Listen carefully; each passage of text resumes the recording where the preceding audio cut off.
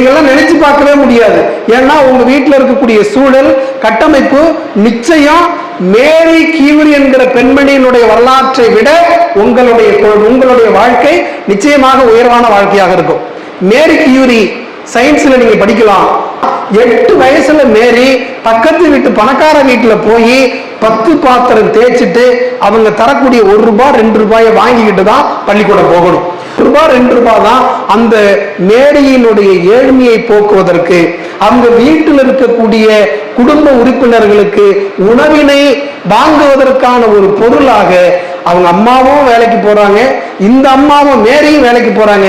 8 வயசுல வேலைக்கு போகுது மேரி. 8 வயசுங்க, 10 பாத்திரம் தேய்க்கிற வேலை. காலையில தேய்ச்சிட்டு பள்ளிக்கூடம் போகணும், மாலையில வந்துட்டோம் அவங்க வீட்டுல போய் பாத்திரம் தேய்க்கணும். இந்த மாதிரி சூழல் இங்க இருக்கிற எந்த குழந்தைக்கும் இருக்காது என்று நான் உறுதியா நம்புறேன். ஆனா மேரி இந்த சூழல்ல தான் சில நேரத்துல போய் அந்த வீட்டுல பாத்திரம் தேய்க்கிறதுக்கு நேரம் ஆயிடுச்சுன்னு காலை உணவு சாப்பிடாம ஓடி அந்த வீட்டுல பாத்திரம் தேய்ச்சிட்டு அங்க ஒண்ணும் சாப்பிட சொல்ல மாட்டான். அவன் தேய்ச்ச கூலியா ₹1 ₹2 கொடுப்பான், அவ்வளவுதான். அதை வாங்கிக்கிட்டு பள்ளிக்கூடம் போய் பல நாட்கள் காலை உணவு இல்லாததனால், காலை உணவு உண்ணாததனால் மேரி கியூரி பள்ளியில் மயங்கி விழுந்திருக்கிறாள். மயங்கி விழுந்த குழந்தையை தூக்கி ஆசிரியர், ஏம்மா நீ சாப்பிடலான்னு கேட்டா, ஆமா நான் சாப்பிடல, கடுமையான பசியா இருக்கு என்று இந்த பெண்மணி சொல்லுவாங்க.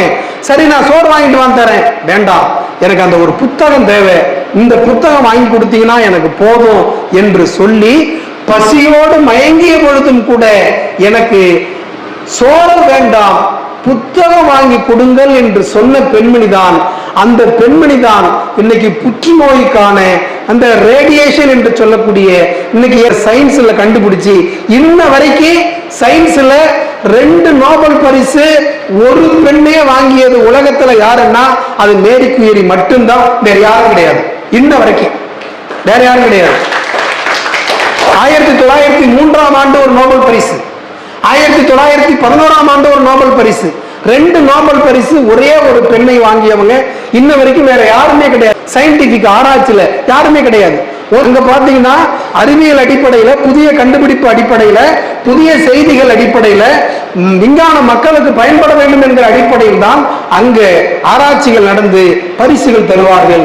அந்த நோபல் பரிசை பெற்ற பெண்மணி மேரி கியூரி பாத்தீங்கன்னா வறுமையாலும் பசியாலும் உணவு இல்லாத சூழலிலும் ஏழ்மையிலும் இருந்து படித்து 8 வயதிலிருந்தே வேறொரு வீட்டுக்கு வேலைக்கு போய் படிச்சுதான் நோபல் பரிசை வாங்கியிருக்கிறார்கள் என்றால் உங்களுடைய குடும்ப சூழல் நிச்சயமாக உறுதியாக மாறிப்பட்டிருக்கும்.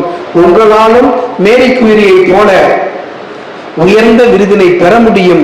பெறுவதற்கான ஒரு மனோபாவத்தை, ஒரு எண்ணத்தை உங்களுக்குள்ளே உருவாக்கி கொள்ள வேண்டும். உருவாக்கி கொள்ளுங்கள், உங்களால் கல்வியை கைப்பிடித்துக் கொள்ள முடியும் என்பதுதான் இந்த கதையினுடைய, இந்த வரலாற்றுடைய செய்தியாக நான் உங்களுக்கு சொல்லுகிறேன்.